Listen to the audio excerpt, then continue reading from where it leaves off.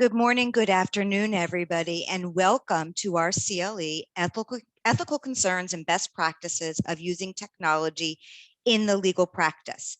Today, we are going to discuss the technology that attorneys use daily and the ethical concerns that arise with such use. My name is Caren Silverman, and I'm a subject matter advisor at LexisNexis.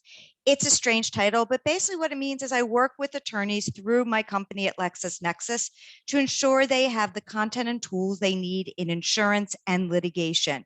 I'm based in Philadelphia, Pennsylvania, have been with LexisNexis for 24 years, but before that was a practicing litigator in Philadelphia and a graduate of the Temple University School of Law, Beasley School of Law. And I'm really excited because I am joined here by Kevin. And Kevin, I'm going to butcher your last name, so I'm going to let you introduce yourself today. Okay, thank you. It's YOEGEL, Kevin YOEGEL. Good morning, good afternoon. My name is Kevin YOEGEL. I'm a partner at the law firm Lewis, Brisbois, Bisgard & Smith. I work out of our Philadelphia office, and I'm a member of our firm's data privacy and cybersecurity practice group. And what that means is I work with organizations, individuals dealing with privacy and security incidents 24/7, 365. In addition to that, I assist clients with proactive security and privacy compliance projects as well. Great, thank you. So Kevin and I are going to be tag teaming through this presentation today.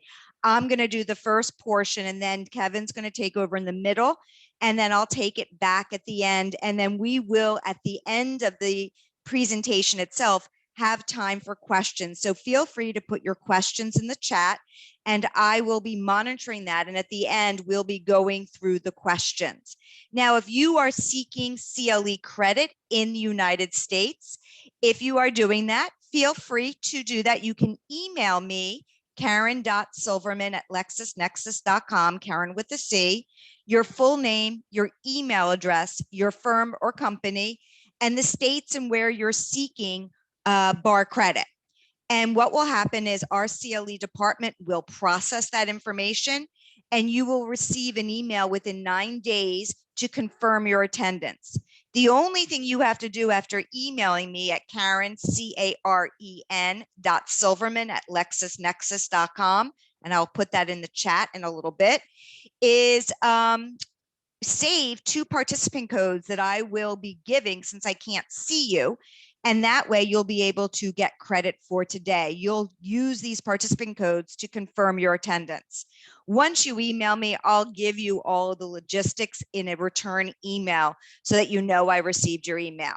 And with that housekeeping taking over, let's get started with our CLE today. But first, I'm going to give you that first participant code that if you're seeking CLE credit, you will need to write down, take a screenshot of, and once you get an email from LN Training at LexisNexis to confirm your attendance, you'll take that CLE code and the one I'll give you at the end of today to be able to confirm your attendance. That first code, and it is not case sensitive, is the number 9, V as in Victor, the number 9, H as in Henry, the number 9. 9, V as in Victor, the number 9, H as in Henry, the number 9. One more time, the number 9, V as in Victor, the number 9, H as in Henry, the number 9. So today's CLE is really about the technology that we as legal practitioners and those within the legal system are using. And as we've seen, particularly over the past 18 months or so with COVID, we know that all of us, both professionally and personally, may have issues with technology. For example, who can forget I am not a cat? The Zoom filter that happened in Texas. Every one of my friends who's an attorney got a great laugh over that. Or about Supreme Court hearing where there was a live toilet flush, or judges asking attorneys to be dressed appropriately, flipping off people on Zoom, having a client on a hot mic diss the judge, or the most recent one where an individual attending a traffic court hearing had a very bad screen name, but blank 3000. We see just from these examples that legal professionals and those interacting with the legal system can have issues with technology. And the purpose of today's presentation is really thinking about how we as legal professionals embrace technology. We're going to look at the technology we use and any of the ethical concerns that may arise with it. Conversely, we'll also look at if we don't embrace technology, what are those implications?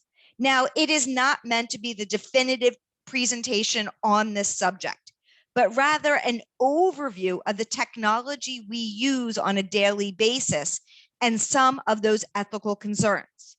Think about it. In the past, and I think back to when I practiced, we used books for our legal research. We took notes on legal pads, or we dictated information for someone to type up our briefs and motions. In fact, many of the seasoned attorneys that I meet with tell me they miss those days, but they're long gone and they're not coming back. Now we are using computers, typing up our own information, looking at treatises on ebooks, using Word, doing electronic filing. In fact, our cell phones today are more technologically advanced than what was available for the Apollo missions to the moon. And we think about what we as legal practitioners use in technology. We are using email to communicate with our clients and our colleagues, drafting our documents on Word, conducting legal research online. Most of us have embraced social media, whether it's LinkedIn, Twitter, or other social media platforms, and using and incorporating artificial intelligence throughout our workflow. And when we think about technology, we're using it. Even attorneys who say to me, oh, I'm not technologically savvy, we are using it.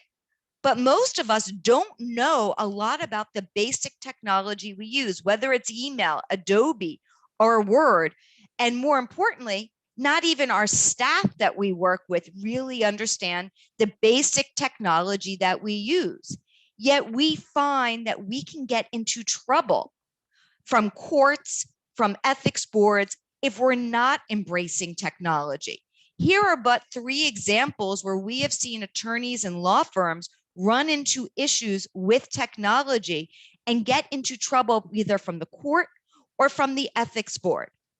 For example, here in Florida, the firm had a spam filter in place, but it blocked an email from the court regarding attorney's fees. So the firm missed an appellate deadline to appeal the award of attorney's fees. They appealed that based upon the spam filter, and the court rejected the rehearing because they had an affirmative duty to have sufficient procedures in place and protocols to ensure timely delivery of notice of appeals, including independent monitoring of the docket. And Kevin's going to talk a little bit about spam filters, but this firm actually set up a spam filter to avoid any communication from the court. What about email? Especially in the age of COVID, we are living on email for communication with our clients. Could we imagine not having an email in today's day and age? Yet an attorney in South Carolina about 10 years ago didn't want to get an email address. She said she was semi-retired. And even though the ethics board in South Carolina was mandating that all attorneys that were on the active rolls have an email account, she refused. And the court suspended her license until she actually got a working email address. What about just not paying attention to technology or just ignoring technology? We saw this have a great impact for a bankruptcy attorney in Oklahoma. This was an attorney so well versed in bankruptcy proceedings, but he lacked expertise in computer skills. The court gave him time after time the ability to learn how to use the electronic filing for bankruptcy. And he actually ignored it. And the court said, until you are competent in technology, you are going to be disbarred from practicing in the bankruptcy area. These are just 3 examples, but it really goes to the core question today when we think about technology. And it do we have a duty of technological competence when it comes to the technology we use? In the United States, most jurisdictions have a competence rule. This is from the ABA model rules. It's rule 1.1 of competence. And about 8 to 9 years ago, the ABA added a new comment to rule 1.1 regarding our competence. And it talks about technology, that to maintain competence, lawyers shall keep abreast of the changes in the law and its practice, including the benefits and risks associated with relevant technology. This has been called the duty of technological competence. Since the ABA adopted this comment, 39 jurisdictions to date have adopted some form of this, with California being the most recent jurisdiction in March of 2021. Even for jurisdictions that have not adopted it, and I'm thinking of New Jersey, where I am also licensed, they really talk about using technology. So even though they have not officially adopted it, don't we still need to understand the technology we use? In fact, we have seen through ethics decisions by the courts that having technological incompetence is not an excuse for misconduct. And this was in a e-discovery case. The court talked about that under Rule 1.1, comment 8, that even if you can't master the technology that you may need for your practice, either hire someone who can, provide an individual at the firm who can help you, or hire outside people. Again, we can't profess ignorance in today's day and age with technology. We have to embrace it. And when we think about technology, most of us, when we say technology, think right away about the shiny things, cybersecurity, which is a huge issue that Kevin's going to be discussing in a few minutes. But most of us don't really think about the technology we use each and every day. Word, email, PDFs, Adobe, and so forth. That core competence in the everyday tools is the idea for today's CLE, really focusing not just on the shiny objects, but also the day-to-day tools. And what we're going to do today is go through a list of these types of technology, from email to Word, looking a little bit at redaction. We're going to spend significant time on cybersecurity, because this really is an area for us as legal professionals that we want to be aware of. And it is constantly evolving. As Kevin talked about in his introduction, he is focused in on this at his firm for his attorneys 365 days a year, 24/7. He never stops with it, because cybersecurity is such a key issue nowadays for all legal practitioners. We will look at some of those shiny objects like artificial intelligence, social media, and because I work at Lexis and I deal with legal research, I would be remiss if I didn't touch on legal research. But before we dive into these topics, I do want to take a step back, because over the past 14 to 15 months, the global pandemic of COVID-19 has really changed the way all of us live, and particularly how we practice in today's world with COVID-19. We are practicing, for the most part, in a virtual world. Almost every jurisdiction has released guidance on practicing in the virtual world. The ABA was a little bit behind, and they issued their decision in March of 2021, talking about working remotely, that there were no issues, but really focusing in on, when practicing virtually, that legal professionals must consider the ethical responsibilities regarding competence, diligence, and communication, especially when using technology. Again, understanding the technology we use. Courts and all of the facets of the legal world have embraced technology in this world. We are using technology through virtual hearings, video conferencing, teleconferencing. In fact, we are seeing more and more virtual trials. A friend of mine who lives next door, who is a solo practitioner, just finished a case virtually. He had an online trial proceeding. And we're seeing depositions happening online as well. But with these virtual practices, we have to think about communication, confidentiality, and of course, technology. Really understanding the tools we use so that we don't hear the toilet flushing. We're not showing a bad filter on Zoom or WebEx. And working with our clients as well so that they're comfortable using technology, particularly for remote depositions. Now, at the beginning of COVID-19, with all of the virtual work, many were considering, will ethics violations spike with moving to this virtual world if we're not having great communication with our clients under Rule 1.4? And we've seen the beginning of some of these ethics decisions dealing with practice in COVID-19.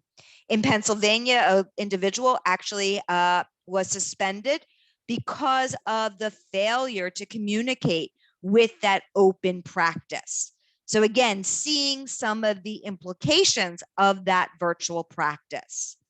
So let's dive into our first topic, which is email. Now, we seem to live and die by email even before COVID-19.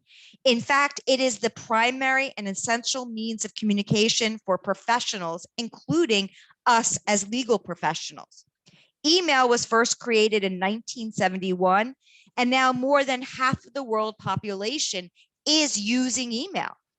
There are, by the end of 2023, it's predicted that there'll be over 347 billion emails sent and received each day.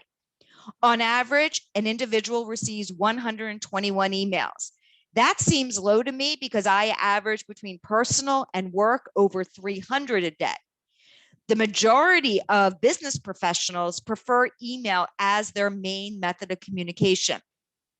One of the interesting statistics that I found regarding email is that 90% of us check our personal email every couple of hours, and that the majority of email is open not on a computer, but a mobile device.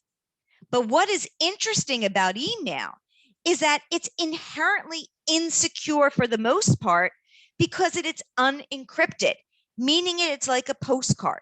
Once I send an email to anybody, it travels from server to server to server, and anyone with the right technology, if the email is not encrypted, can see it, and it can place our client information in jeopardy. Because one of the main ethics rules that we're going to focus in on outside of that duty of technological competence is Rule 1.6, confidentiality. Now, we all know under subsection A, we can't reveal information relating to representation of a client. But we're going to focus in on subsection C, which is that we need to make reasonable efforts to prevent the inadvertent or unauthorized disclosure of information. So thinking about email, does that mean we can't send email? No. We have to consider, as we look at the ethics decisions across whether the ABA or from the state jurisdictions, they have found that attorneys can use unencrypted email to communicate with clients without violating their ethical obligations to maintain client confidentiality. But we need to think about as a best practice, when should we be encrypting our email and so forth? Are there times where we need to encrypt that email so that we do not have that inadvertent disclosure of information? And across the board, the ethics decisions really have said that some of the factors to consider about whether to send unencrypted email is how sensitive or confidential is the email? Are we emailing from or to a shared account? Will others have access to that email account from a password? Are we emailing to or from a public or borrowed or unsecured network? Are we emailing something that concerns law enforcement? And we need to think about them if we're going to use those encryptions or not. So if we really have something that's highly sensitive or confidential, we may want to encrypt our email. And again, we don't have to do it for all. And it's relatively easy to add encryption to our online communication. And it's become easier over the years because it's been built into Apple products as well as Microsoft Outlook. If you're using Gmail, they have a way of encrypting or having a confidential mode that requires a recipient to use a passcode sent by text to view the email. But when we look at the studies, the level of encryption among law firms is not that high. Other ways to protect client information using portals. A lot of law firms in the United States are choosing to use client portals, which can be built into law practice management platforms. They allow clients to access communication and documents after logging in.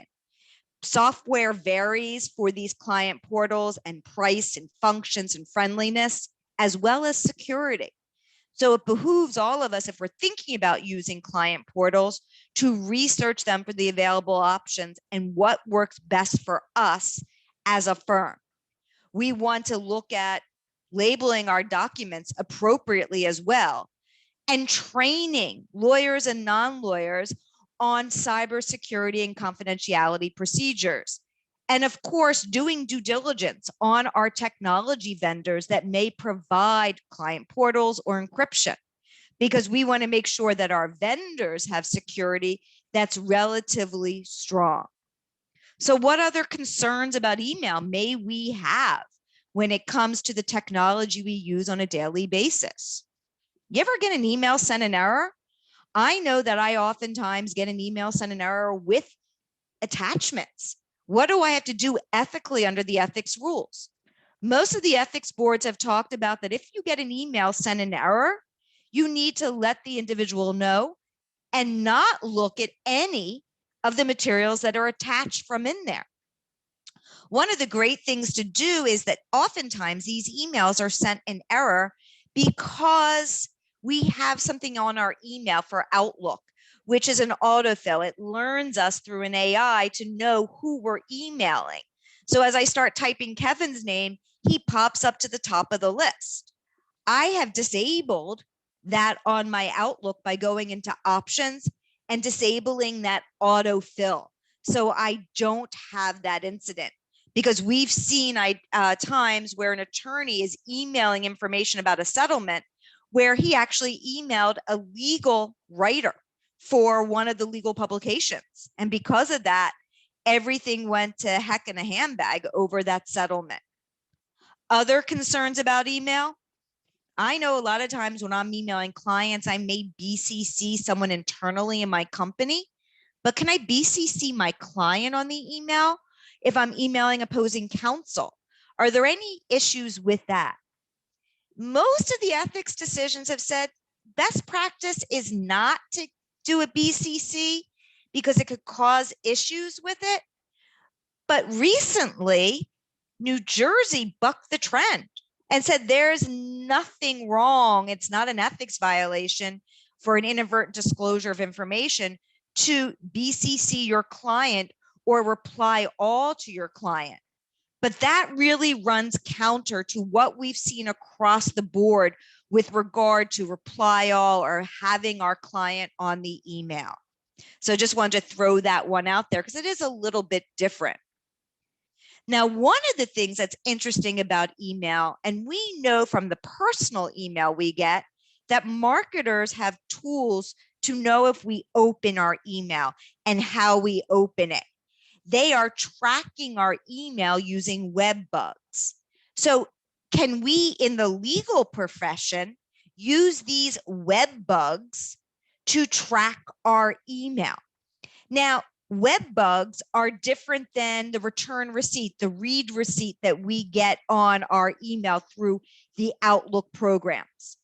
Most of the ethics decisions out there have talked about that the read receipts on our Outlook or Gmail and so forth are really today's way of doing that certified, the certified mail. It's that little green card we would get. And using read receipts is not unethical. What we're talking about with web trackers is something different. Web trackers are invisible tracking software put in through an image or a code in the email message. And it works without our knowledge, so that anybody who receives the email, or if we forward the email, that information is going to the sender of the email. We can't avoid it. It is undetectable.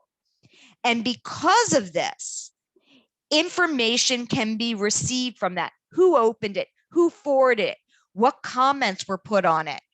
Where did they open it? Was it on a computer? Was it on a phone? How long did they look at it?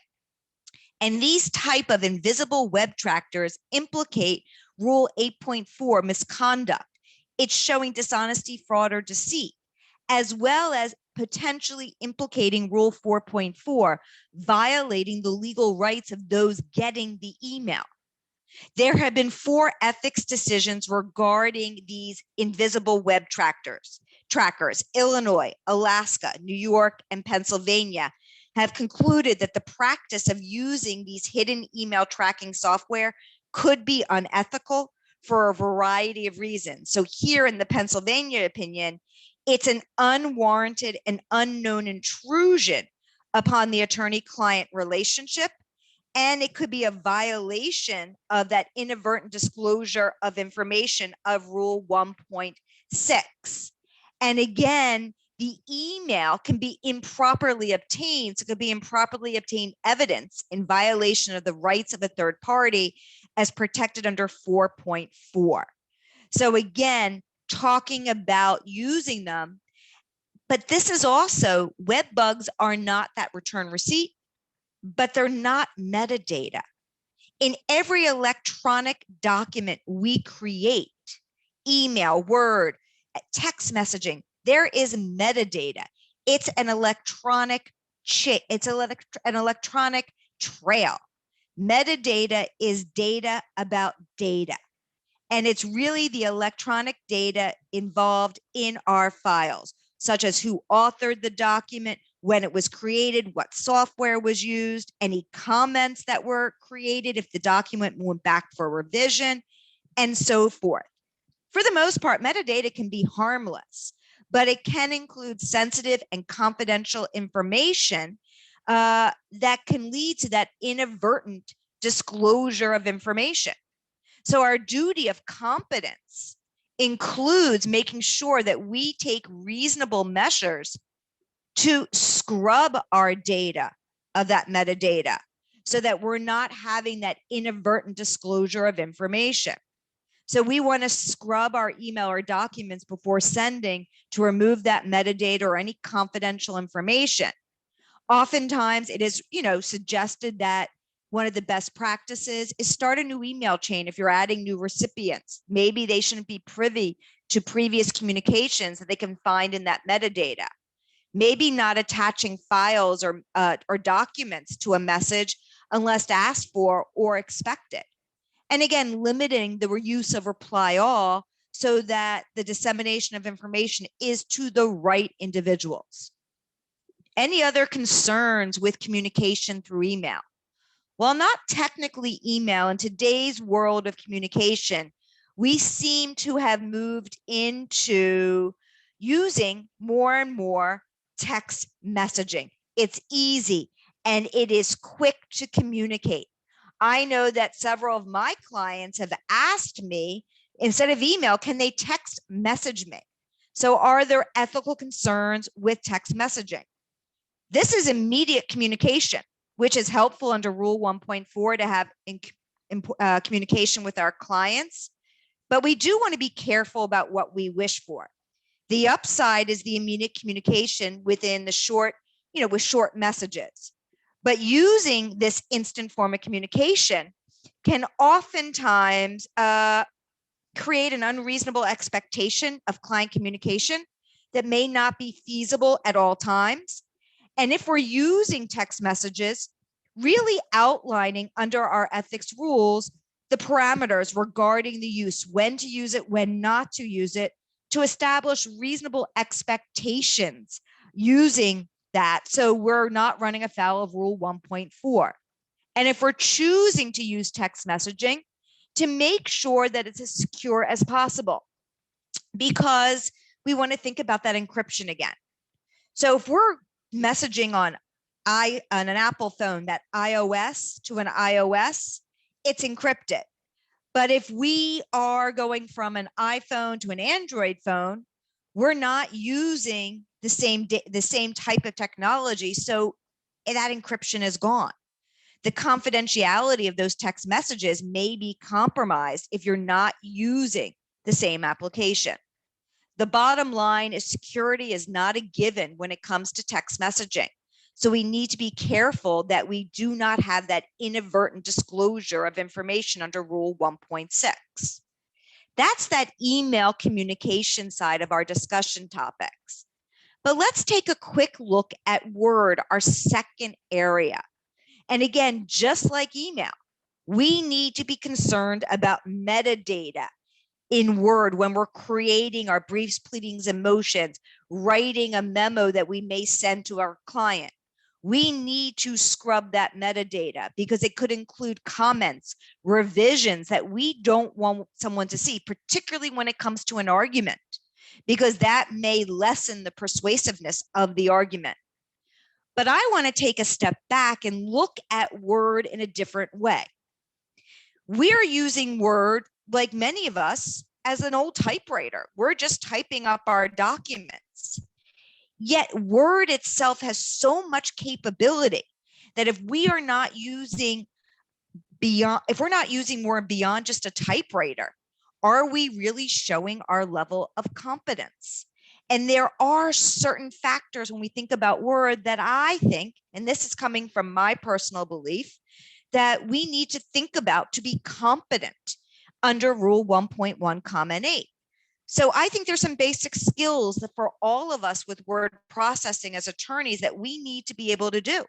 We need to know how to fix footers or headers, how to insert a hyperlink so you can just click a word instead of putting the full hyperlink there. Modify or apply styles so that if I'm working on maybe, and this can apply to PowerPoint as well. If I'm working on a PowerPoint, that all of the styles are the same, the fonts are the same, how I can create page breaks without doing the enter key, cleaning and scrubbing the product, how to do a red line of the document. And I think we could go further for basic core skills, how to number paragraphs or add line numbers, inserting section or paragraph symbols using the toolbar from Word or WordPerfect, creating a table of contents or a table of authorities that's hyperlinked, how to insert comments as you're revising documents virtually, how to make your documents navigable from headings. Think about briefs that we work on. Now, there are many efficiency tools on the marketplace that can help you with this. Your firm's own IT departments can create macros to help you with repetitive tasks. You can create templates and styles for documents. There are add-on efficiency tools such as Lexis for Microsoft Office that creates a table of authorities that hyperlinks documents. Shepard's Brief Link from Lexis allows you to hyperlink a full document with citations being hyperlinked, as more courts would like that. Other research platforms out there, Thomson Reuters, Westlaw, Bloomberg, Fastcase, have their own tools as well. But knowing about these efficiency tools to help you and getting training. And really the idea of this is as your firms do training on Word or Excel or PowerPoint, take those training classes. I know at Lexis, next week, we have a full day of refresher training across the board in technology. I'm going to sit on the Excel training and the PowerPoint training so that I'm up to date on my skills. Take those training classes. They're very helpful. The third topic on our list, redaction. We're not going to go fully into this. Every firm has their own procedures when it comes to redaction. But the main point with redaction outside of that duty of technological competence, because we do have a duty of technological competence when it comes to redaction, but we need to think about Rule 1.6. If we are not redacting correctly, we can have confidential information inadvertently disclosed. We've seen in high-profile criminal cases where attorneys just use a black marker to redact. But if you scan that information, you actually can read below the black marker. So we need to technologically be competent when it comes to redaction so that we're doing it accurately and not having the inadvertent disclosure of information. And if we are using tools out there like Adobe to redact, we need to get training as well as being able to scrub the metadata in our redaction materials. Again, as you work with your redaction tools, get training. Make sure that you get yourself training on a regular basis. Just because you have it once, we know these tools get updated over and over again. And we want to make sure that we are aware of them. So with that, we've looked at email, Word, the basic stuff we use on a day-to-day basis. We've touched on redaction, but now we really want to focus in on the big issue that is facing all of us. If you've been listening to the news lately, it is cyber security. So with that, I am going to turn it over to Kevin to talk about our cybersecurity area. So Kevin, I am going to take myself off of video and move to your first slide. Okay, thank you, Caren. That was great. So when I like to talk about cybersecurity for legal professionals, I think the best place to start is a brief discussion of ABA Formal Opinion 483, which discusses the ethical responsibilities of attorneys after a data security incident, as well as what should be done to prepare for a potential data security incident. Now, Opinion 483 reaffirms the duty that lawyers have to notify clients of a data breach and details reasonable steps for lawyers to take to meet the obligations set forth by the ABA model rules. In part, the opinion states that when a breach of protected client information is either suspected or detected, Rule 1.1, which Caren described earlier is the rule of competence, requires lawyers act reasonably and promptly to stop the breach and to mitigate damage resulting from the breach. The opinion goes on to state that as a matter of preparation and best practices, lawyers should consider proactively developing an incident response plan with specific plans and procedures for responding to a data breach. The decision whether to adopt the plan, the content of the plan, and any actions taken to prepare and implement for potential data security incidents should be made before a lawyer is swept up into an actual breach. So again, the opinion underscores the importance for lawyers to both plan before a systems breach or a cyber attack and to understand how the model rules come into play after an incident is detected or suspected. Now, moving on, law firms have become attractive targets for cyber criminals in recent years and really recent months even, because they handle large amounts of sensitive client information, as we all know. There's also the perception that law firms have ability to pay high extortion demands. And so law firms are generally perceived as having high value data, the ability to pay. And there is this impression that law firms have weaker securities compared to other potential victim organizations. A May 2020 report by the cybersecurity firm BlueVoyant found that over 15% of a large global sample of law firms showed signs of compromised networks. And in fact, every law firm in that study had been subject to threat actor activity. So, for instance, a targeted phishing campaign. These cyber attacks are becoming increasingly sophisticated, particularly with social engineering. This has led to an uptick in email account compromises. And most concerningly, in my view, is an increased successful encryption attacks with the exfiltration of sensitive client data. So as I was just alluding to, and in fact, this is probably really in the past, it's really timely because in the past couple of weeks, I think we're seeing all sorts of news media coverage on ransomware attacks. And it's totally justified because encryption attacks, ransomware attacks, these are the most dynamic and dangerous threats out there today. They attack all industries through persistent patient reconnaissance, involve the design and implementation of malware to avoid your traditional antivirus products, legitimate applications being used for malicious purposes. So we call that living off the land, right? Using things that are already on your computer systems to propagate an attack. Involve mouse spam campaigns, right? So emails that download malware onto your system. That malware is grabbing user credentials, sending them back out to the threat actor, and then using those credentials to come back in and start doing bad things. Deletion or encryption of backup data, right? So even if you have backups, the idea is to make those backups not usable, corrupt, or deleted, so you're in a position of having to pay potentially. Encryption of core applications and networks. So with the amount of reconnaissance that's being done to really target what you need, right? So for a law firm, billing software, document management software, things like that. And law firms have become increasingly attractive targets, especially in the COVID-19 era, right? So lawyers and law firm staff working remotely from home are particularly vulnerable to attacks such as phishing campaigns due to human error. So ultimately, the goal of these attacks is to monetize the attack. So we talked about a couple moments ago about searching for high-value victims, law firms, right? But who else are high-value targets? Well, managed services providers. If you externalize your IT, if you have a company that basically handles all of your IT, that's a managed services provider. They're managing the service of IT. Those are high-value targets. Why? Well, two reasons. One is if you attack a managed service provider, from a threat actor's perspective, you have more leverage for them to pay essentially to get back up and running, because all their downstream clients are potentially out of business as well, increasing the pressure on them. But then B, there's also this, depending on how your managed service provider interacts with you, do they remote into your network?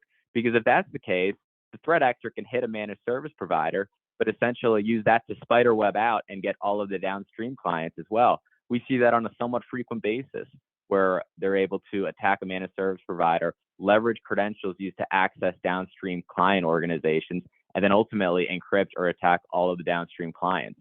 These same concerns, when I talk about technology supply chain, those are your technical vendors, not necessarily managed services providers, but who manages your client portal, your document management services. Caren mentioned earlier the need for due diligence when it comes to identifying your vendors to handle these services. Well, that really is critical here, right? Because if they're having access to your most sensitive data, your crown jewels, so to speak, well, you own that data. And so you're responsible for the protection of that data. And if you want to externalize that, you can do that, but it's important to make sure that that external company that's handling that for you is taking all reasonable security measures as well. Exfiltration, extortion. So ransomware has evolved over the past couple of years. It started out as purely encryption, right? So we come in, we encrypt your data. You want the decryptor, you want your data back, you have to make a payment. Well, the response to that from the security side is backups became more sophisticated. And as a result of that, payments started dropping, because I'm a victim. I'm saying, okay, you decrypted my data. I have these really good backups. I'll be back up and running in 48 hours. Thanks, but no thanks. Well, the trend then evolved. So now, in addition to that, we'll get in, we'll exfiltrate or steal your sensitive client data, and then we'll encrypt right after that. So then the tactics go, okay, you don't want to pay for the decryption key, you have backups, that's fine, but then I'm just going to publish all your data. So if you don't want me to do that, then you need to pay me for that as well. And in fact, even more recently, we're seeing just coming in and stealing the data without the encryption component, just pure network intrusion, data exfiltration with a threat to publish the data without being paid. In addition to that, this last bullet describes that we're seeing, particularly recently, more aggressive extortion techniques, right? So a ransom note is dropped, you're not responding to the threat actor. The threat actor is not happy with the communications. Well, they might try to do some additional, play hardball, so to speak. That might involve reaching out to employees directly, reaching out to clients directly, saying, hey, I stole all of your law firm's data and they're not trying to pay me for it. Just wanted to let you know I'm going to publish it soon. Just increasingly aggressive extortion tactics.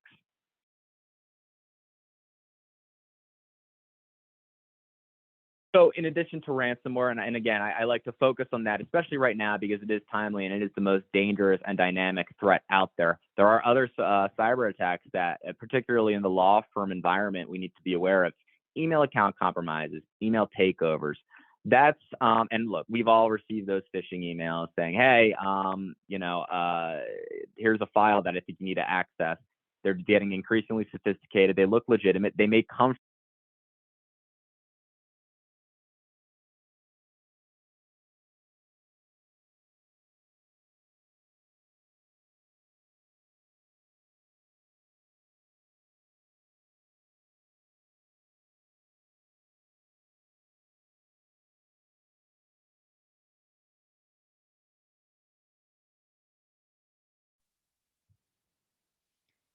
Kevin, I hate to interrupt. I've lost your sound.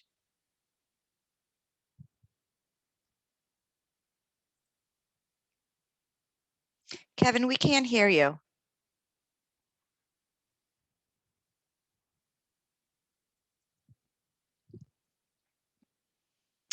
I apologize, everybody. Give us 1 second. Technical difficulties on a presentation with technology. We will be right back at you.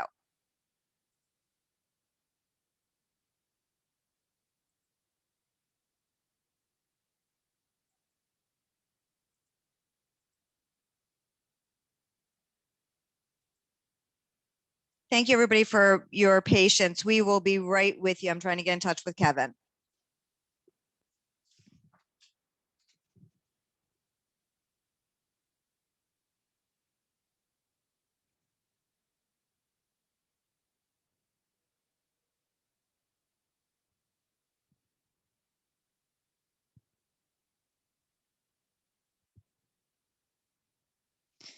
I just tried to call Kevin, so I'll be right back with you. I do apologize, everybody. Hey. There you go.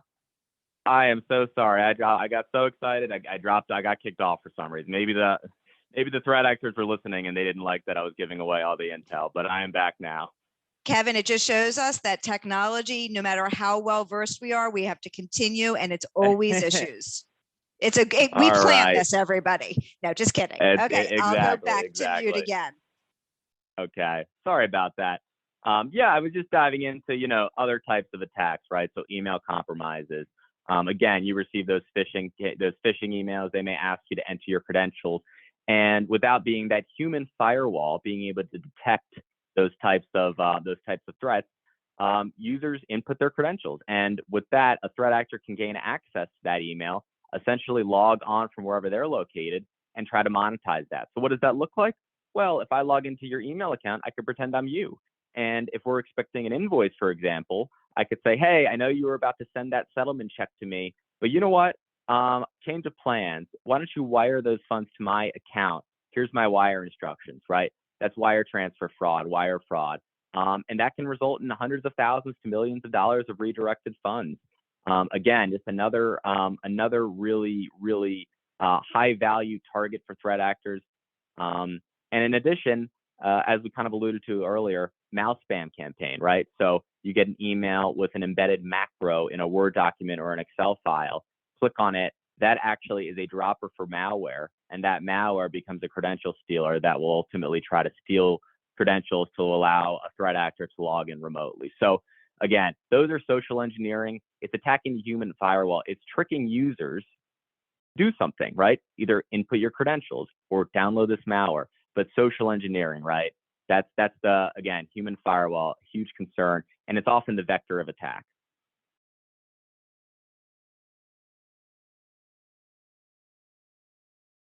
Okay.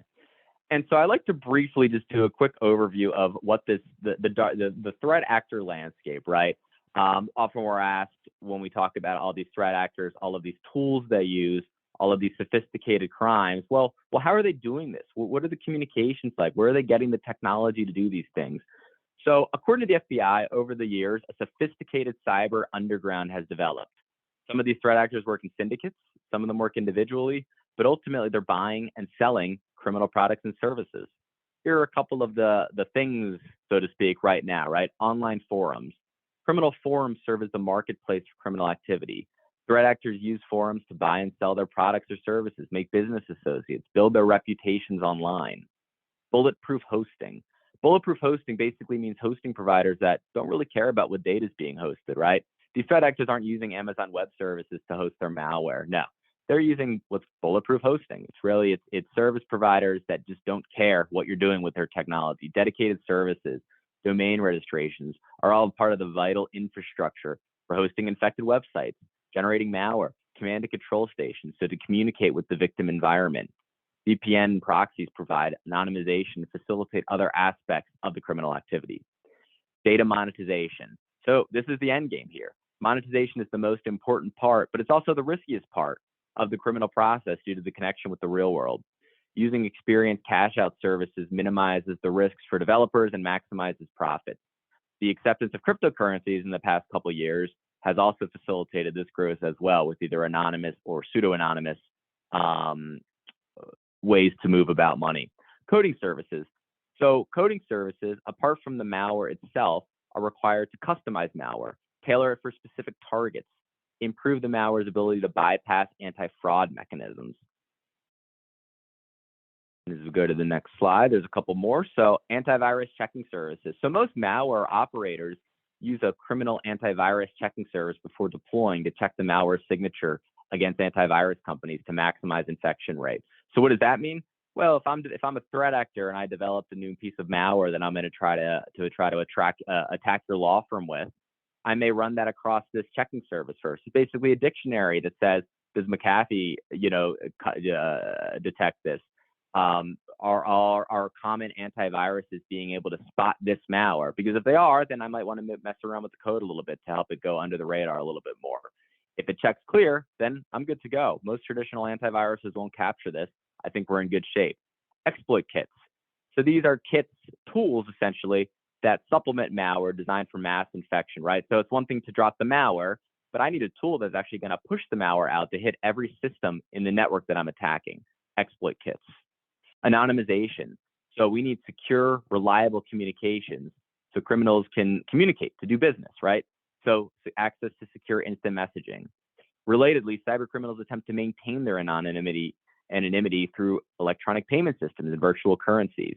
Even virtual currencies, when you pay in Bitcoin, for instance, use of certain exchanges and money blending services to receive or retrieve money for their accounts makes it more difficult to track.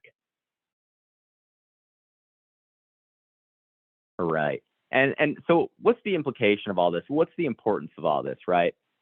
That's the threat actor landscape, but why do we care? Well, we talked a little bit about the ABA opinion earlier, right? There's ethical reasons why we need to care. We have ethical duties to our clients to protect their data. We have ethical duties to our clients to notify them if there's an issue with their data. But in addition to that, there's an increased sense of urgency because of the regulatory environment that's out there right now. So at least in the US, all 50 states have data breach notification statutes. These statutes require notification of residents of that state in the respective jurisdiction when their personal information is acquired without authorization. Some of these statutes also require notification of regulatory officials. Again, notification obligations are determined by the residential location of the consumer, not by the location of the business. The general definition of personal information in each state is a name and being first name or first initial and last name in combination with a social security number, driver's license number, or state identification number, or financial account number, credit or debit card number with the means to access the account, right? So really the data sets that can be used to commit identity theft. A number of states, though, have increased that, have broadened the scope of their definition of personal information. About 19 have added medical information, 18 have added health insurance information, 18 have added biometric information, 15 have added online credentials, so credentials to access an account.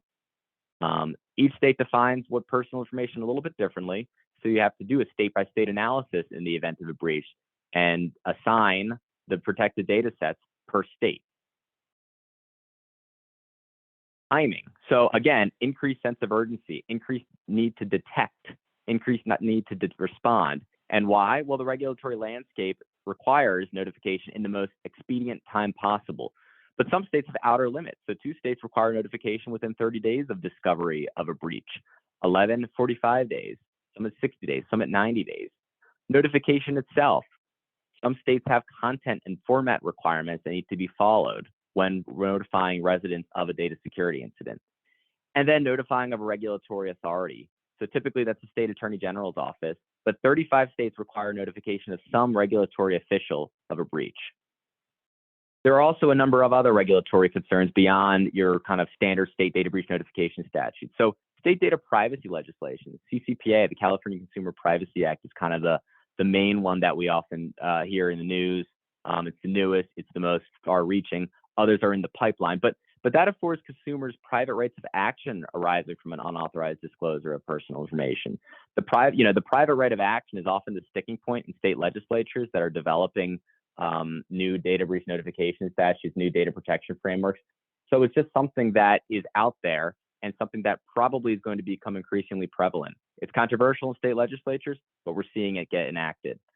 In addition to that, there are other things that need to be concerned about, other regulatory regimes.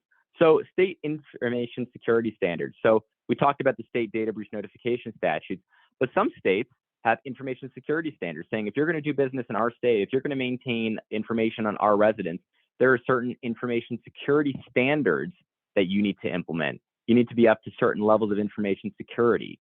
And oftentimes, or sometimes, I guess is probably more appropriate, state regulators can enforce those under the Unfair Trade Practices Act. So if there's a data security incident and there's an investigation or a regulatory inquiry, and the regulator finds that your information security was deficient, a fine can be issued or an enforcement action can be issued. The kind of the backbone behind that is the Unfair Trade Practices Act. It's saying, well, look, you had a competitive advantage because you didn't put money into security. And as a result, that's an Unfair Trade Practice Act, and we can use that to issue some sort of an assessment. There's also the federal sector regulation. So HIPAA, if as a law firm, you're a business associate of a medical provider and you've executed a business associate agreement, that may contain security requirements for you. That may contain data breach notification requirements. Industry requirements, so PCI DSS. Do you as a law firm accept credit cards? If so, you need to be thinking about payment card industry data security standards because that may be requiring things of you as well.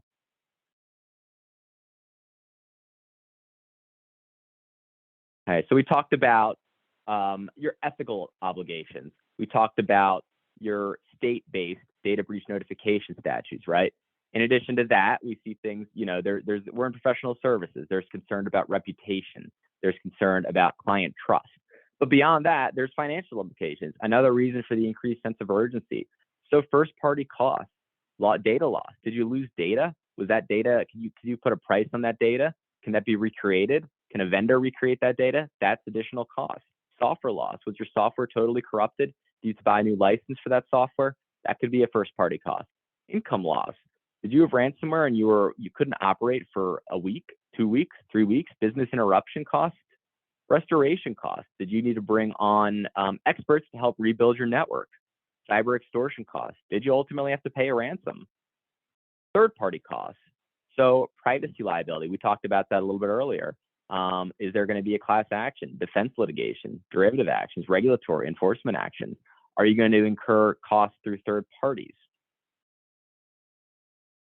Remediation costs. So if you have a breach, what's your incident response look like? Well, you probably need your own legal counsel to spearhead an investigation. Forensic services. Did you bring in outside technical experts to launch an investigation to figure out what actually happened? That'll inform who was actually affected. Crisis management. Was it big enough where you needed potentially to engage a PR firm to help manage the response, manage the fallout? Consumer and regulatory notification. Well, there's costs there as well, right? We all receive those letters in the mail at some point, you know, notice of a data security incident with an offer of some sort of identity monitoring. Well, that all costs money. The actual hard copy costs, credit monitoring, identity theft protection, and then fines and penalties, expenses of regulatory investigations, civil judgments, fines and penalties levied by regulatory authorities, fines and penalties by the payment card industry. Again, you accept credit card and there's a payment card industry compliance violation. Just an increased sense of urgency from the financial perspective, in addition to the regulatory perspective, ethical perspective, reputational perspective. So I wanted to pivot a little bit and just go through some simple steps to improve security. We talked about all of the bad things that can happen, right? Notifying clients, money spent investigating, class action lawsuits. But there are simple steps that can be taken to improve security and hopefully lower the risk of something like that ever happening. First and foremost, I think, is to create a culture of security. Encourage training, routine training, not just that onboarding or not just maybe annually, maybe more frequently than that. It's important to flag that security is everybody's responsibility. There's this idea that, you know, security is only the job for IT, but it's really not. As the employees, we are the gatekeepers of our environment. Phishing campaigns, as I mentioned earlier, is often the attack vector, the way they get in. And we need to all be cognizant of the emails that we receive and act as a human firewall.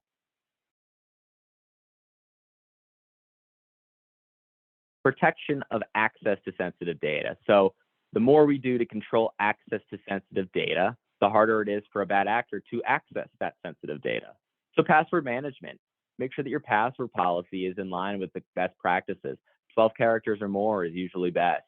A use of characters, combination of upper and lowercase and numbers. Never share your passwords, right? There's no reason to do that. Change your password periodically. Put in a policy where every X days your password gets changed. And I don't have this listed here, but don't reuse your password. Don't use the same password for work email that you use for LinkedIn, that you use for, Amazon, right? Use some, because if one of those gets compromised, that password could be credential stuffed and get access to all of this information systems that use that same password. So try to do some sort of password management that way. Browser management. So clear browser data, disable autoform settings, disable content settings, right?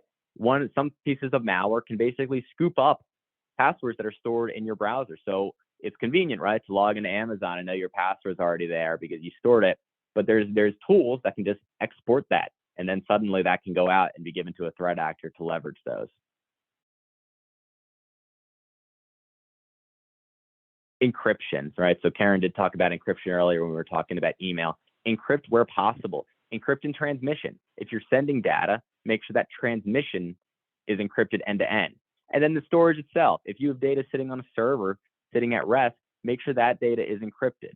So in theory, if a threat actor gains access to your environment, they won't be able to do anything with your data because it's just a bunch of encrypted data without a decryptor. It's useless to them. There's no way they can really leverage that. So encrypt at rest as well as encrypt in transmission. Save web surfing. So obviously we all have to use the web, right? It's the way, it's the society and the technology that we live in today. But do so cautiously, especially when it comes to downloading files from the internet, and only use authorized devices from your network. What's your law firm's policy on BYOD? Bring your own device to work. Don't just let anything connect to your network.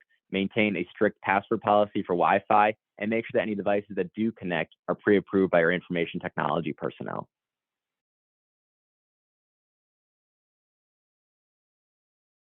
Physical security. So we don't always think about physical security because this is a technology, session, right?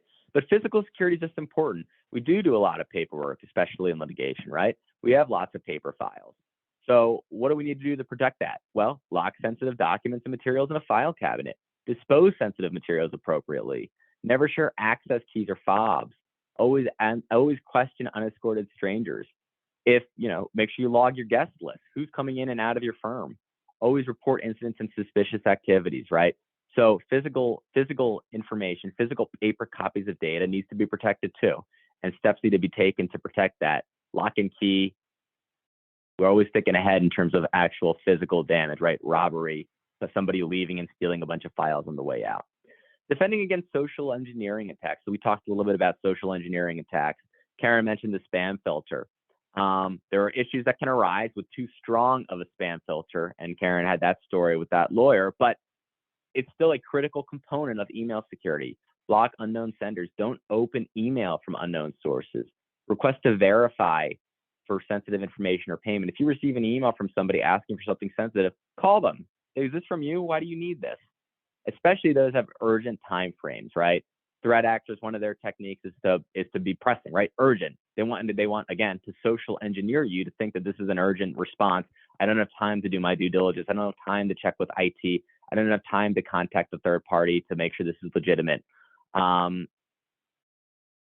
So again, just verify requests for sensitive information. If in doubt, forward to your IT personnel.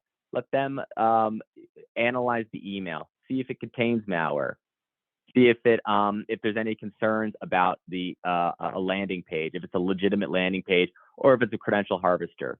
Ultimately, you cannot be too cautious. Certainly, we realize that this is adding extra time. It's slowing things down, right? To forward an email to your IT personnel, to let them analyze it for a couple minutes, that's slowing down the process, right? But at the end of the day, the wrong click can be catastrophic. So it's well worth taking the time to be extra cautious. Some general prevention techniques. This kind of puts it all together. Here are what we find to be the best things you can do to prevent, particularly network intrusion, but really email compromises as well. Endpoint monitoring. So what's your solution on your systems to monitor for malicious activity? Do you have a good tool in there that's monitoring? Multi-factor authentication.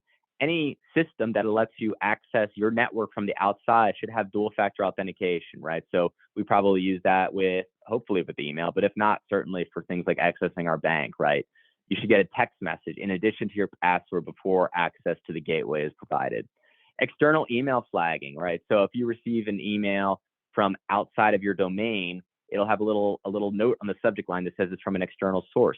This is helpful because if you receive an email, if somebody else in your network is compromised, or if you're receiving a spoof email, somebody purporting to be someone from your network, it'll flag for you that it's external. It's not actually coming from your internal network.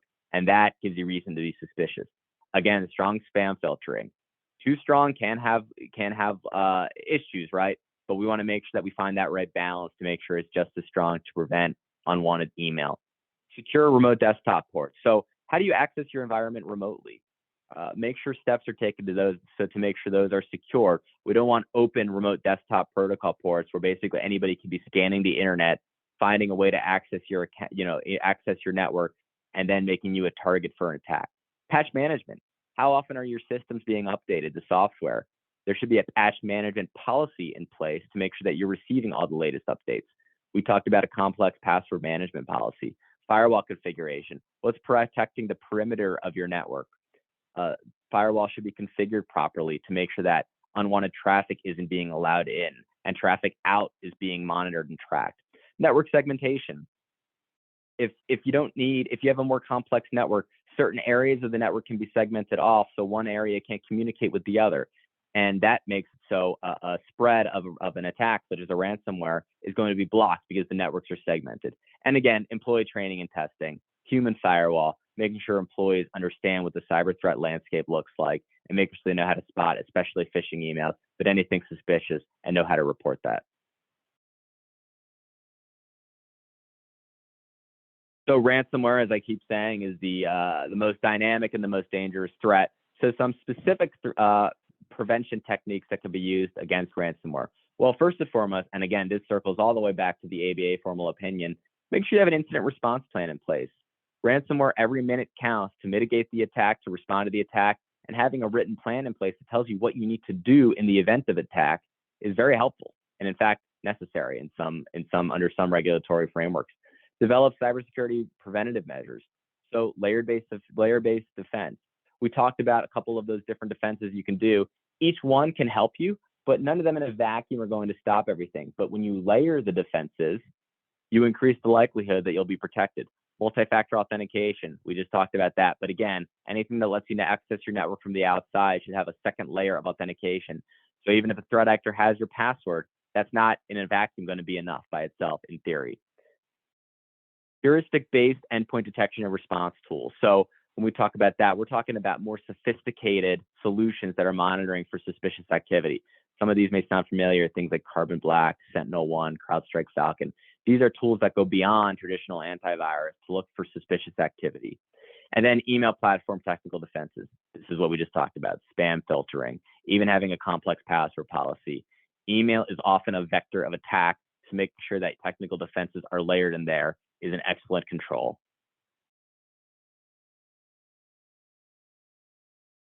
Develop comprehensive data backup and restoration systems. So identify your essential data to back up, identify the type, location, frequency, and processes of backups, and identify the retention time frame for backup data. So if you have an external company that's handling your backups, ask them what they're doing to back it up.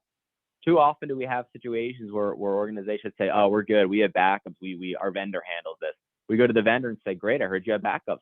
How recent are they? Oh, no, we actually haven't been tracking them. Or we do have backups, but the most recent good copies from 4 months ago. Can't afford to lose 4 months of data.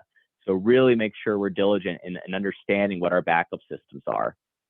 And air gap one copy of backup data, right? Make sure that one copy of data is air gapped. And what does that mean? We talked about network segmentation a moment ago, but that means it's physically separated. So if there's an attack on your network, there's no way to get into the backup data. It's literally air gapped.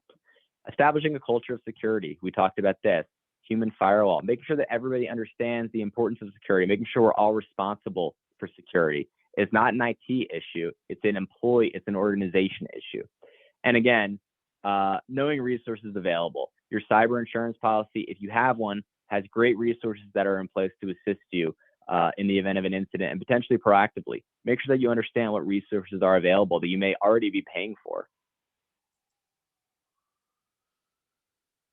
And last but not least, I like to end on this kind of a putting it all together. One of the questions we get asked a lot is, okay, I understand I need to have reasonable security in place for all of those reasons, right? I want to be an ethical legal practice. I don't want to be under regulatory scrutiny. I don't want to feel those financial implications. I don't want to lose reputation with my clients. I don't want that type of attention. I want to focus on practicing law. I don't want to worry about security. So what do I have to do? What is reasonable security? And unfortunately, there really is no good answer to give to that. Reasonable, as we know as lawyers, is a tough term to define. That being said, this California data breach report from 2016, I find to be particularly helpful. Why is that? Well, this report was issued by the Attorney General's Office of California to describe what they consider to be a minimum for reasonable security to satisfy the standard of care for personal information. So we're looking at it through the lens of a regulator. What do they think is reasonable versus what do they think would exercise or require an exercise of their investigatory and enforcement powers against companies? Ultimately, the report issued 4 recommendations, and I want to flag these here because I think this is extremely important. First and foremost is implement the 20 controls in the Center of Internet Security's critical security controls, formerly known as the SANS Top 20. That's this list right here. This, I think, is a little bit of an outdated list, but it's 20 controls that should be implemented. And I'll actually touch on them again real quick, but I want to go through the next 3 recommendations. Make multi-factor available on consumer-facing online accounts that contain sensitive information, right? So we talk about multi-factor. Email, remote access, those are gateways into your environment that should have a second factor of authentication. Use of strong encryption to protect personal information. So we talked about encryption. If your encryption sitting there on your system or on a server, make sure that data is encrypted at rest, but also transmission. If you're sending data out, make sure it's being encrypted prior to transmission, end-to-end encryption. And then in the event of a data security incident, make sure that those affected individuals are notified and make sure that they're instructed on how to put alerts on their credit files when social security numbers or driver's license are involved. But again, I want to go back to these 20 critical security controls. This image is very important because the report stated that these controls identify a minimum level of information security that all organizations that collect or maintain personal information should meet. The failure to implement the controls that apply to an organization could constitute a lack of reasonable security, again, relative to the size of the organization and resources. They've been slightly tweaked, but multiple industry studies for these prior 20 critical controls have shown that successful establishment of the first 5 will operationally defend an organization from approximately 85% of common cyber threats. Similar studies have suggested that implementing all 20 controls can defend the organization from approximately 97% of common cyber threats. So again, just another resource that can show what does constitute reasonable security standards and how does that fit with my firm or my organization's information security program. And with that, Caren, I will turn it back to you. Thank you, Kevin, so much. As you were going through that, I keep thinking about what we do at LexisNexis, and every email from outside, we do have that external warning on it. We have, we are tested on a weekly basis. We don't know when they send us the phishing or spoofing emails, but even us for our multi-factor, if we're logging into our HR systems, we have to get a phone call back to confirm with our PIN numbers, having that multi-factor. And I have a couple of questions that I'm going to hold to the end, thinking about security with the phishing and spoofing, that I'll wait till then to make sure that we hit our time with the other part of the topics. But it's always scary thinking about that cybersecurity. And it's such a big issue nowadays, whether we are legal professionals or any industry, because it really is, we've seen over the past several weeks with the gas line and the meatpacking industry, it can affect all facets of our lives. So I'm going to go back to our discussion topic list just for the final couple of parts of the presentation. Then we're going to open up for questions. Feel free again in the chat to drop any questions in for the end. we're going to touch on now a little bit about artificial intelligence. This is one of those shiny tools out there that we're hearing about in the legal industry. And if we look at companies that support the legal industry, that work with the legal industry, we can see here from Law Geeks, this is their infographic from several years ago, but you can see companies that are working in AI that are touching on the legal world, whether it's legal research, e-discovery, legal analytics, expert automation, and so forth. Some of the names here are names that you know has been working with the legal industry for decades, a LexisNexis, a Thomson Reuters, Westlaw, others that may have been newer to the world. But AI is part of the legal world now. It's built into our legal research platforms. But the knowledge about AI, not so much. In fact, the ABA Tech Survey of 2020, it was released last August, really talks about the use of AI. And here you can see that they surveyed legal professionals, and about 7% are using AI-based tools. Another 5.6% are seriously considering it, but 23% not interested. 30% don't know. 33% don't know enough to answer that question. Yet what they don't know is that the majority of legal research platforms, if they're using e-discovery, if they're using contract tools to dive in, such as Kira or Luminous, they all use artificial intelligence. And there really is a lack of knowledge. In fact, when asked about what the benefit of AI is, most say it's increasing efficiency, but the majority don't know. AI is technology. And AI, we need to be competent in it if we are going to be using it.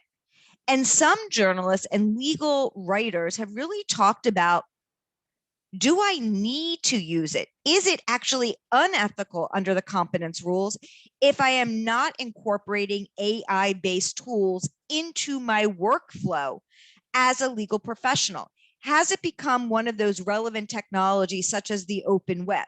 Surveys show that 90% of all legal practitioners use the open web, Google, Yahoo, Bing, as part of their legal research.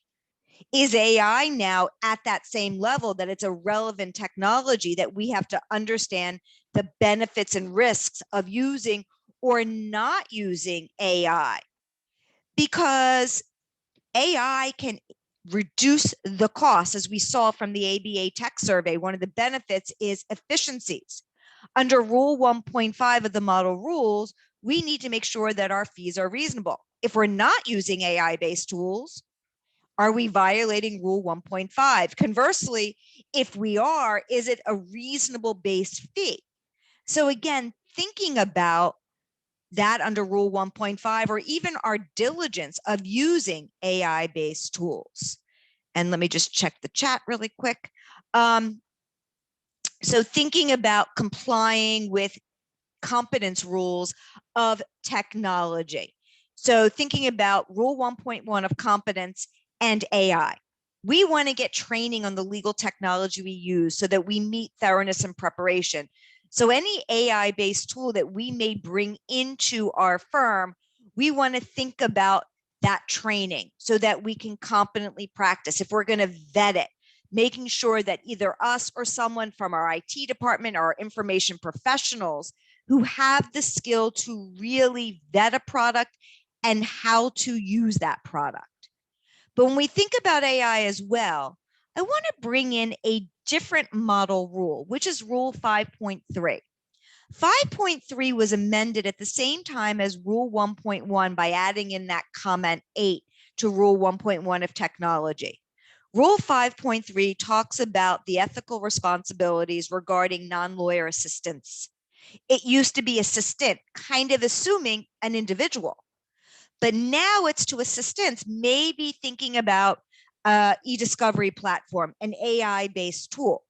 We know under Rule 5.3, we have to reasonably supervise and ensure that those using tools at our law firm are making reasonable efforts, that they are working within the ethical rules.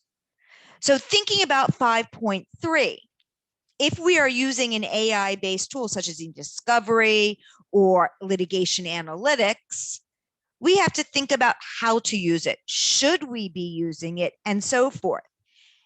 And even conversely, thinking about it as legal professionals, we don't like to delegate.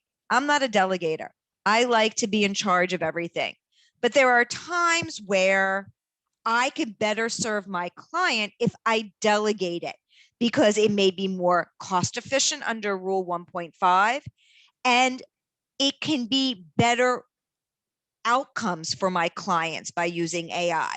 I have to think about that if I'm going to incorporate AI based in there, and thinking about the learning and the technology. Really bringing in also Rule 1.4. If I'm going to use AI or not use AI based tools, do I have to inform my client? Part of that open communication. So if we're going to comply with 5.3, again, very similar with that competency with technology. Engage experts to make sure they can vet an AI product. Don't take what is put out there about AI. There's a lot of marketing. Marketing is one thing, but truly understand what the AI tool can do and not do. If you're using a litigation analytics tool, think about the dockets that are mining. Is it just pulling it from Pacer? Is it cleaning the data? If it's not cleaning the data, it's only as good as the data it's getting. And understanding that not all data is available to be mined.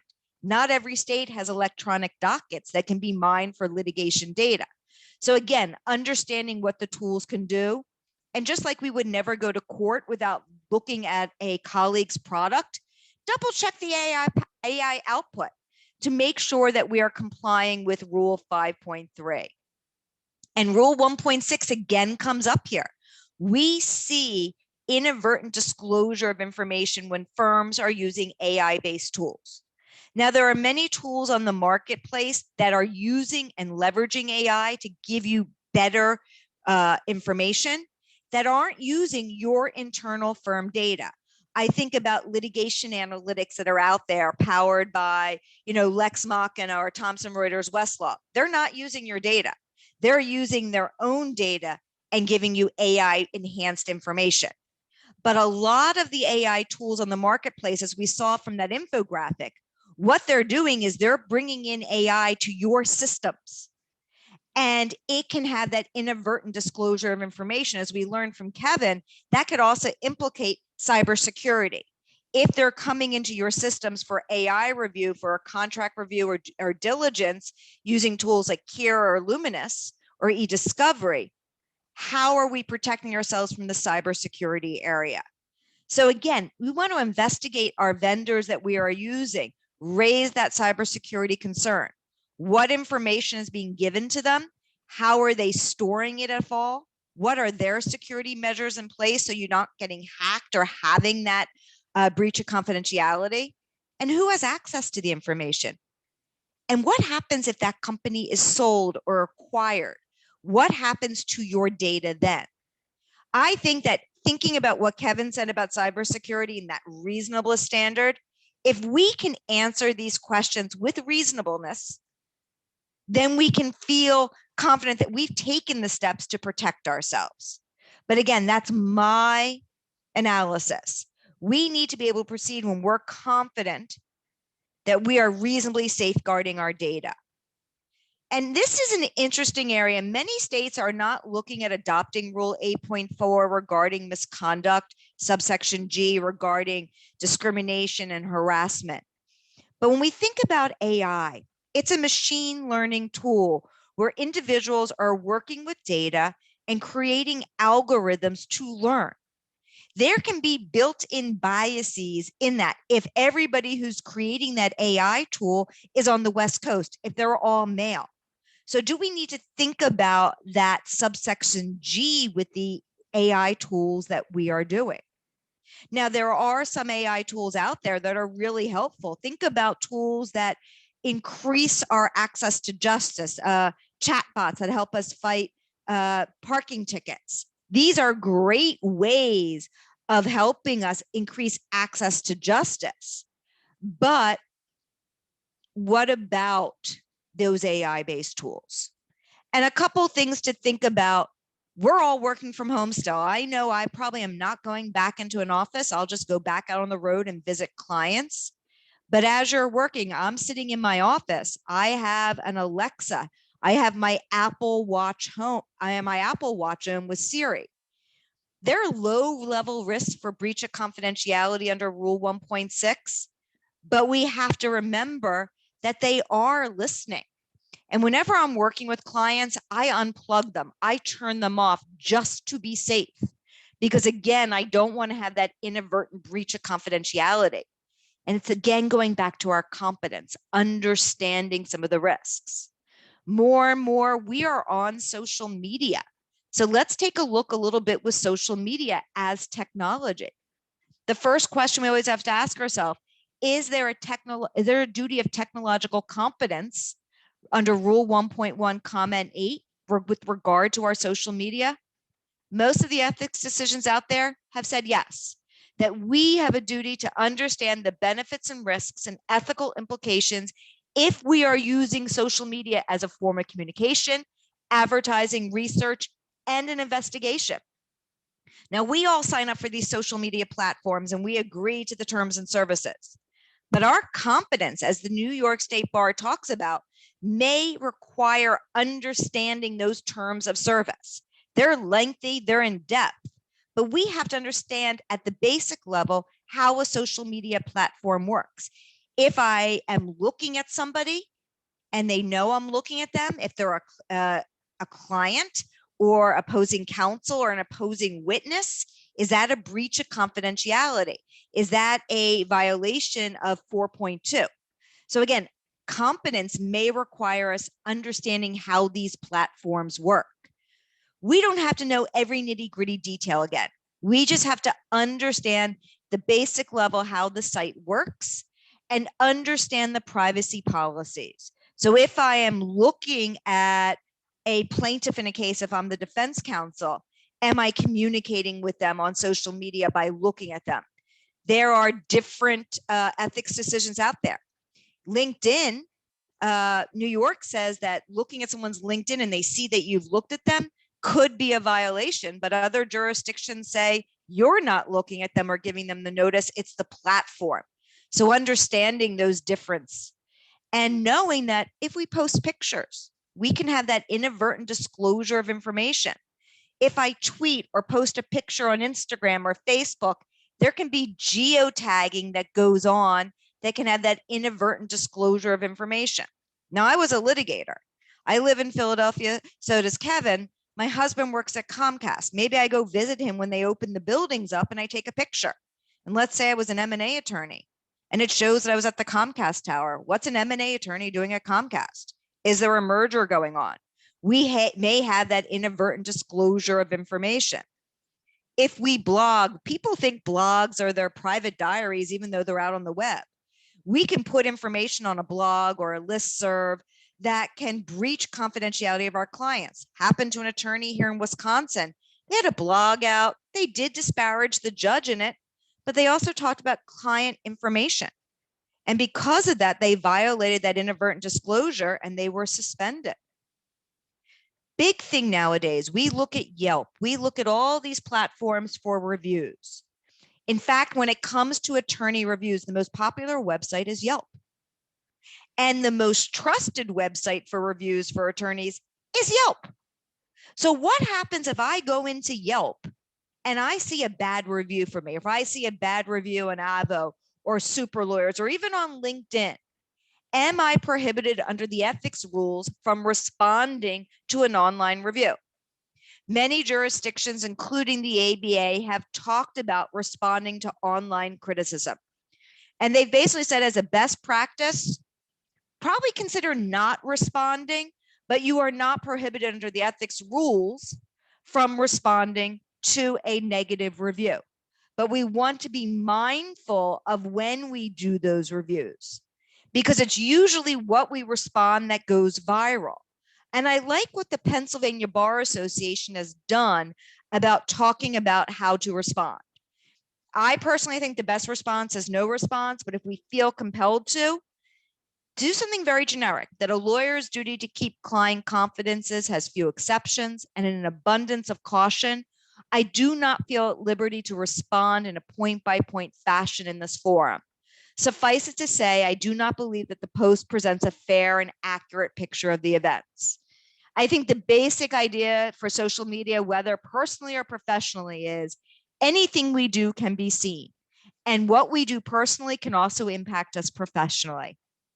I tend to be very careful about what I put on social media, whether it's on my personal sites for Facebook, what I do professionally for LinkedIn, and the same for Twitter. And I think it's a good response because we don't know how it can impact us both professionally and for our brand and how it can impact our own law firms. Our final discussion topic today, before we open up for questions, is legal research. Believe it or not, we would be remiss if we didn't talk about technology by incorporating legal research. Because thinking about that basic question we asked at the beginning, does competence apply to legal research? Our research says yes. For example, in Florida, a law firm, they there failed to adequately research the issue at hand. And the court, in looking at their competence rule, Rule 1.1, said that the attorney failed to act competently because they didn't do the adequate research, and they suspended the attorney's license. The same type of analysis was done in Kansas. There, the attorney failed to properly research the issue at hand, violating their competence rule. And once again, we saw that the license was suspended. The final example is out of Maryland. There, the attorney didn't even do any research, and the court said it violated their ethics rule. But they went a little bit further. They disbarred the attorney. Now, full disclosure, whether these cases dealt with inadequate, improper, or no research, and the courts went and did the suspension or the disbarment. But there were other factors in each of these cases: commingling of funds, inadvertent disclosure of information, lack of communication, and so forth. But in each of these, the court took the time to talk about adequate or proper research, or even any research, and saying that is part of our duty of competence as legal practitioners, to do adequate and proper research. And we know now that attorneys aren't just using books. They're not using books for research. We're no longer shepherdizing with a book or pulling up a digest reporter to find information. The norm nowadays is using computer-assisted legal research, using a LexisNexis, a Thomson Reuters Westlaw, a Bloomberg, a Fastcase, a Lois Law, a Casemaker, and so forth, to make sure that our research is complete and up to date and adequate. But many legal practitioners are not just using paid resources. I monitor this, and many are using open web sites for their legal research. And with the advent of the internet, there have been a plethora of open websites that provide really great, valuable information. I think using the open web should be a part of our workflow. I think there's so much great information on the open web. Sites like the Cornell Law site. I love this site. But you know what? This site doesn't have ethics decisions or ethics rules on it. So knowing the depth and breadth of the content.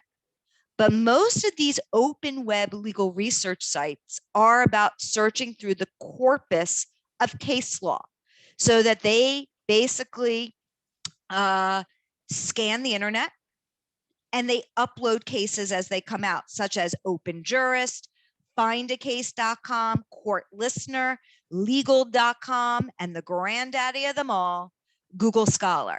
They have corpuses of case law, and attorneys are going to them.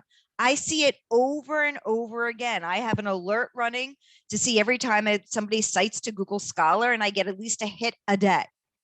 But it's important for us, again, to show our competence, to know what's available.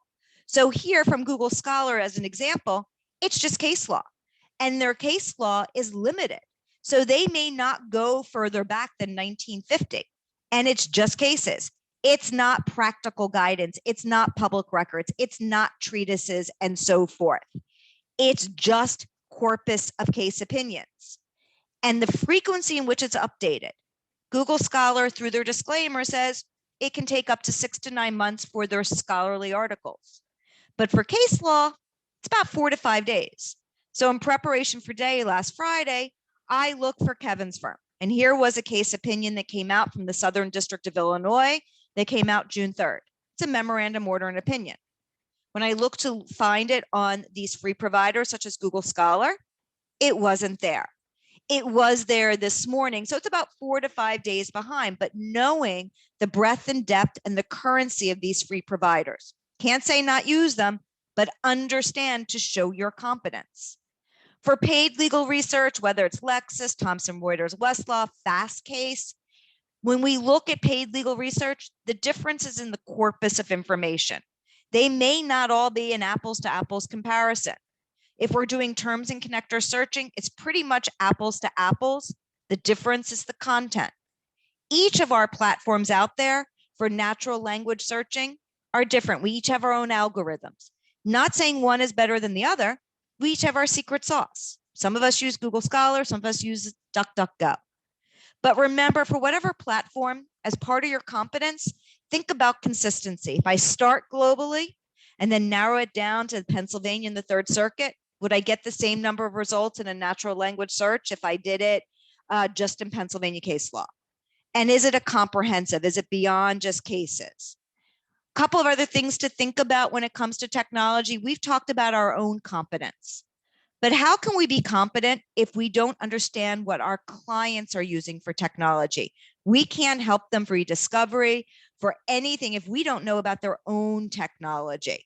So we have to make sure we understand that. Our duty of technological competence isn't going away. We have to think about how to use it and not avoid it. We can't do that. Here is that last participant code before we get into questions. Again, this participant code will be used to confirm your attendance today. Thank you for those that have emailed me for your CLE credit.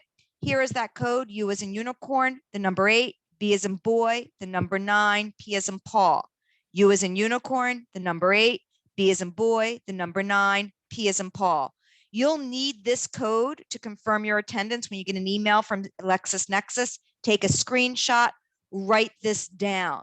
And before we go into questions, just a reminder, if you do want CLE credit, email me at karensilverman.lexisnexis.com, your name, your email, and the states in which you want CLE credit. And I will take care of that on my end. But with that, I'm going to open it up to questions. I apologize for you when you could not hear me. I'm so sorry with the cutting in and out. It could be part of the email. So we're going to open it up to questions. Feel free to drop some into the chat. I do have one question here. I'm going to put back this participant code for right now. So we'll post it. Kevin, if you want to come off and mute, I do have one question for you regarding cybersecurity. We talked a lot about email. What about text messaging, since so many of us are using phones for our cell phones for work? What about cybersecurity for text messaging, since we're seeing more and more phishing and spoofing there? Yeah, no, that's a great question. I would say number one is using a platform for messaging that you're most comfortable with. I use Signal. I think it's really good for security. So that's my number one thing. Obviously, some clients may not have that and they want to just communicate through traditional text messages. Just be very careful. I mean, it's kind of, again, the human firewall that I keep alluding to, but it's in the form of a phone, right? Making sure things make sense. Always reach out for a call if you need to. The other thing you mentioned earlier is about archiving. So there are platforms out there that can help you archive your texts. I think Sparsh is one. That's something to consider too, making sure that those records still exist. For you may need them for something case related, or simply as part of your information security program as part of a record retention policy. So just some other things to think about. But that's a great question. That's a very timely topic. That's great. I'm just checking the chat for a couple of other questions. And again, feel free to use chat to send us all questions. This is our time here for you. We have a couple more minutes. We have 20 more minutes allotted to us. If we can always give it back if you don't like that, if you don't have any questions. you had talked about, Kevin, in the pipeline states, after California Protection Privacy Act, we hear so much about it and so many companies are working to make themselves compliant. You talked about a pipeline of that. Which states are having that in the pipeline, and do we see any differences between what California's done and what they are proposing? Yeah, that's another great question. I would say, I mean, several states have something like this at various states in the legislation pipeline. I mean, really, I would say we're not too far away from most states having something like this. There's sticking points though, and the one that I flagged as being the most controversial is the private right of action. Is that ability a statutory right to sue in response to a data breach? That has become, for instance, in Washington State, that was a big issue that caused the legislation to fail, I think, twice. So that is a tough area, but we're seeing it more and more. Virginia just passed something, Nevada. I mean, those are just kind of a couple off the top of my head, but many states are in varying levels of it. Some are just, it's just a bill right now that's being considered. Some are really past the legislation discussion phase and just needs to kind of fine tune it. So there are a lot of maps out there that show where we are in the pipeline, so to speak. But again, we're getting there. And the trend is, because the difference is we have data breach notification statutes. Every state has one of those. But now those are evolving in a sense to become data protection statutes, privacy protection statutes.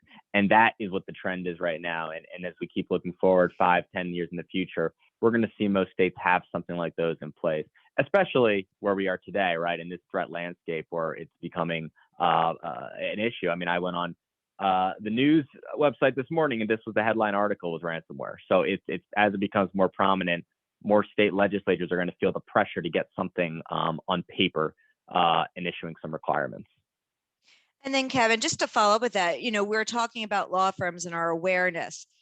Do you know from your background and your in-depth experience in this, how many law firms are actually aware of if they've even been breached yet? If they have the systems in place, if they're aware they've had a virus put in or a ransomware, not the ransomware attack, but whether their security has already been breached?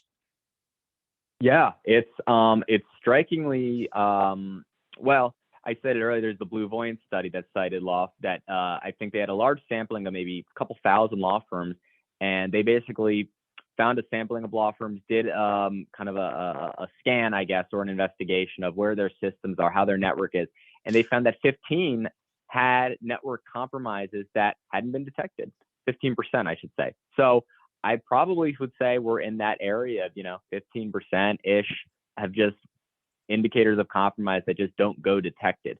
And maybe it just becomes a nothing. And maybe that's just, it's a nothing. Or maybe that is a precursor for something much more significant. And that's why having detection systems in place is absolutely critical, because also cited in that study is every law firm was targeted in some capacity, targeted phishing campaigns, targeting remote desktop. So all law firms are going to be targets, and many already are compromised and really need to have systems in place to help detect that, because it's one thing to have a piece of malware in your system that's not really doing anything but reconnaissance. It's another thing to have that malware proliferate into something that's stealing data or encrypting your systems and interfering with the ability to provide services to clients. And Kevin, one more, sorry to put you on the spot here. No. So Ian asks, we're an international audience. To what extent does the regulation in relation to cybersecurity get more complex if we are looking after clients in a range of countries? Can that expose us to multiple regulators globally, or are we okay to comply with just our home regulations? Awesome question. That's a great question. Great question. And unfortunately, I'm not going to have a great answer because it's not that clear.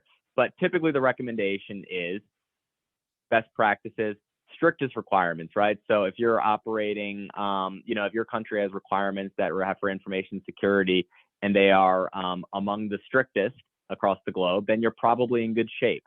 Data breach notification statutes, data protection statutes generally have two things in mind. There's requirements that if you are doing business in the state or in the country that you have to have certain things in place. But then there's also On the flip side, if you have data of citizens of other countries, you need to be protecting that data. And those home countries have an interest in protecting their citizens' privacy, right? So, for instance, if we're a U.S. law firm, we have a data breach. We have data of EU citizens. We have to notify them, and we have to be following, potentially be following what the GDPR requires us to do. So it's kind of a mismatch of frameworks. Ultimately, the best practice is to just take the most restrictive, the strictest approach, and that way you're hopefully complying with everything. But it's a little bit of a mismatch, which makes it a difficult regulatory landscape out there. And Ian, I don't know if you have any follow-up that you want us to attend to. And again, if you have any questions, feel free to put it in the chat. I am monitoring it again. And I see a participant raising your hand. I'm looking to see that. Ashu, yes, I see you there. If you want to put your question in.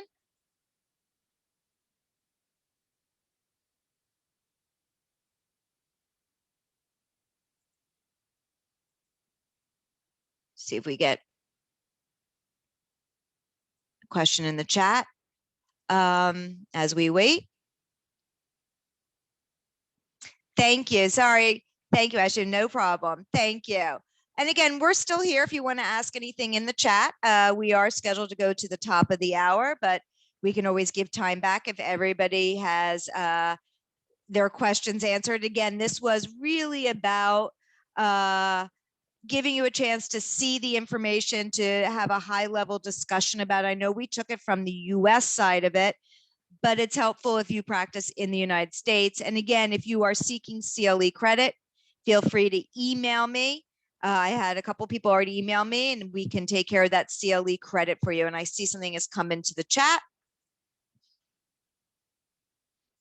No question. Thank you very much for the feedback. We really appreciate it. It's always helpful. But again, if you want to seek CLE credit, feel free to email me, and I will work with my LexisNexis CLE department to get you that credit. You would just need those 2 participant codes that I provided. This was the UB, the U8B9P to keep handy until you get an email from LexisNexis, or you can use the other one, which I'll post in a second again. And still nothing else. Let me post the other one up just in case if anybody did not write it down or joined us a few minutes late. I'm going to go back home.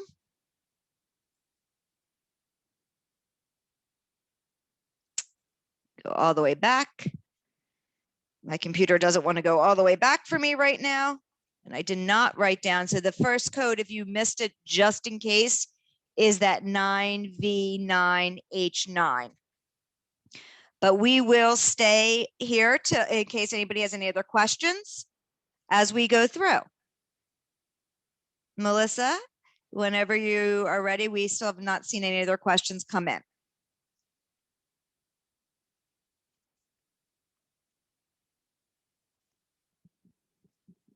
Oh, let me check the chat. Thank you, everybody. We will end early. Both Kevin and I truly appreciate your time today. And we thank you for joining us and for your participation. And I hope you enjoy the rest of the mid-year meeting. Thank you.